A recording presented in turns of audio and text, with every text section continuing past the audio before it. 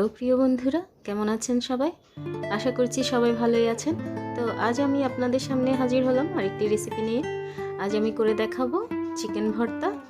তো এর জন্য আমি প্রথমে চিকেনের একটা ব্রেস্ট পিস নিয়েছি।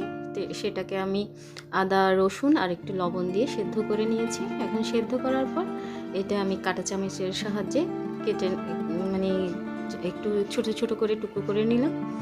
এখন আমি এখানে তেল দিয়ে দিলাম। আমি দিয়ে দিয়েছি এখানে সরিষার তেল, যেহেতু ভর্তা তাই সরিষার তেল দিয়ে করলেই ভালো। তো চাইলে আপনারা যে কোনো রান্নার তেলেই ব্যবহার করতে পারেন। এখন এখানে দিয়ে দিয়েছি পেঁয়াজ কুচি, কাঁচামরিচ কুচি, আর দিয়ে দিয়েছি আদা রসুন বাটা। আর এখন দিয়ে দিলাম হলুদের গুঁড়া, মরিচের গুঁড়া, দিয়ে দিলাম জিরা গুঁড়া, ধনে গুঁড়া আর একটু গরম মশলার গুঁড়া দিয়ে এটা ভালো করে মিশিয়ে নিচ্ছি। আর এখানে একটু মাংসের মশলা অ্যাড করেছি বাড়তি টেস্টের জন্য, না থাকলে সমস্যা নেই, না দিলেও চলবে।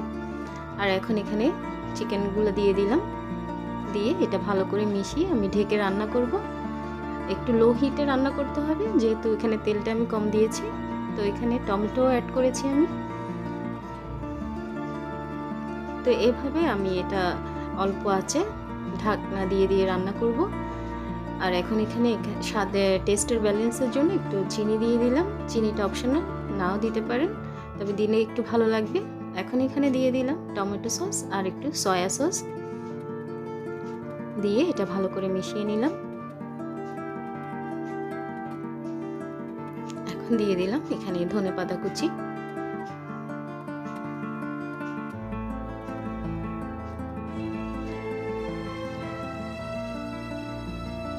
তো তৈরি হয়ে গেল আমার চিকেন ভর্তা।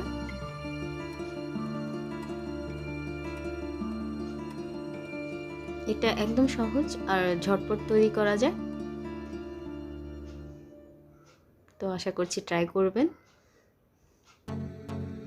তো যেহেতু ভর্তা, তো সেই ক্ষেত্রে আমি উপর থেকে আরেকটু পরিমাণ সরিষার তেল ছড়িয়ে দেব।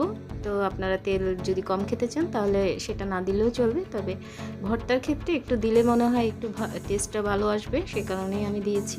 তো এখানে আমি উপর থেকে একটু করে সরিষার তেল দিয়ে দিচ্ছি। আর আমি পুরো রান্নাটাও কিন্তু আমি সরিষার তেলেই কমপ্লিট করেছিলাম।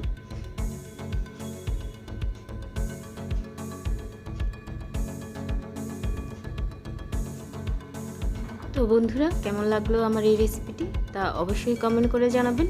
আর যদি ভালো লেগে থাকে তাহলে লাইক করবেন, শেয়ার করবেন আপনার ফ্রেন্ডস অ্যান্ড ফ্যামিলির মাঝে। আর প্লিজ আমার চ্যানেলটিকে সাবস্ক্রাইব করে আমার পাশে থাকবেন। সবাই ভালো থাকবেন, সুস্থ থাকবেন। সবাইকে ধন্যবাদ।